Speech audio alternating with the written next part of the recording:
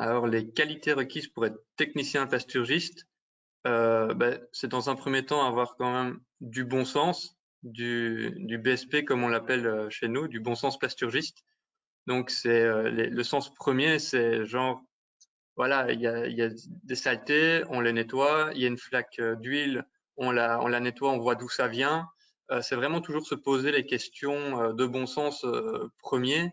Qu'est-ce qui va mettre en danger? Quelles questions je vais me poser si je suis dans un environnement oui, dangereux ou dans un environnement que je ne connais pas.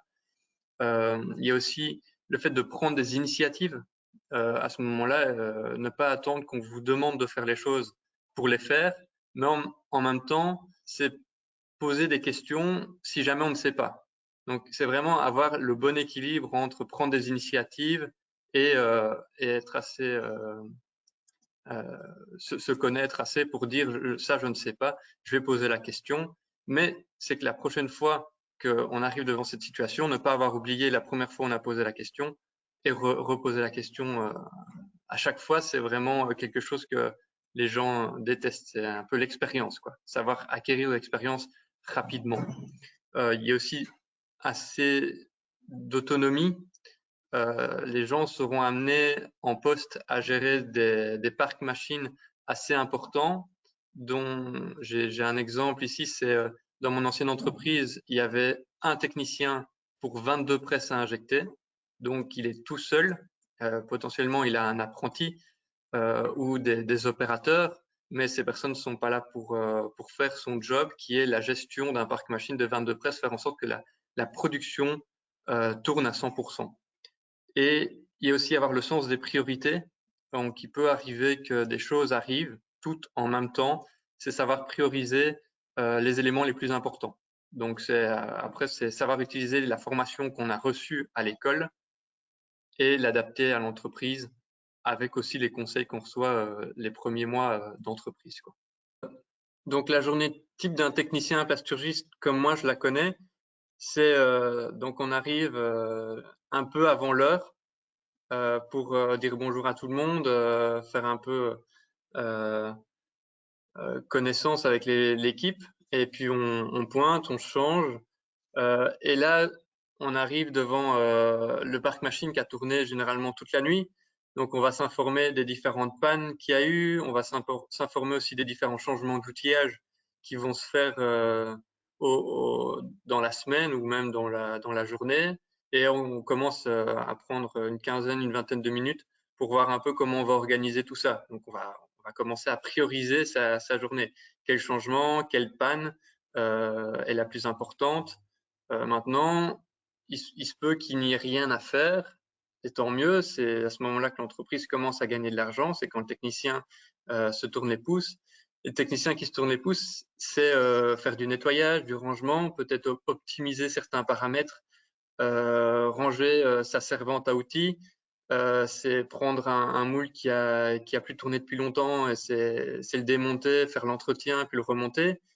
C'est aussi de temps en temps aller discuter avec les chefs d'équipe et leur donner un coup de main si jamais ils ont du travail à faire. Les chefs d'équipe, généralement, ce qu'ils font, c'est s'assurer que la production ne manque pas de matière et s'assurer que les pièces sont bien conditionnées. Donc les chefs d'équipe, c'est vraiment, ils vont venir donner un coup de main aux opérateurs si jamais il y a des surcharges de travail, ou alors ils vont venir remplacer des big bags de matière pour changer, pour préparer le travail du technicien, par exemple. Ils vont faire aussi un coup de rangement. Donc, on est vraiment assez polyvalent. Il se peut aussi que le technicien fasse un peu de maintenance préventive, nettoie quelques filtres.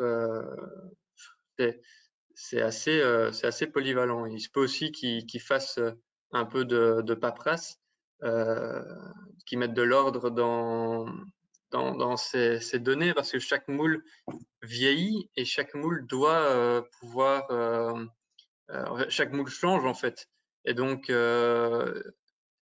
le moule n'est pas le même au premier jour où il arrive ou 2 ans après, et donc il n'y a que le technicien qui connaît un peu les différentes recettes qui fonctionnent pour que la production tourne super bien, quoi. Vu qu'il y a une pénurie dans la plasturgie il y a une possibilité, avec un diplôme de plasturgiste, de monter assez vite dans la hiérarchie, on va dire, devenir technicien, devenir chef d'équipe, devenir responsable d'atelier, potentiellement commencer à travailler dans des bureaux d'études, être qualiticien.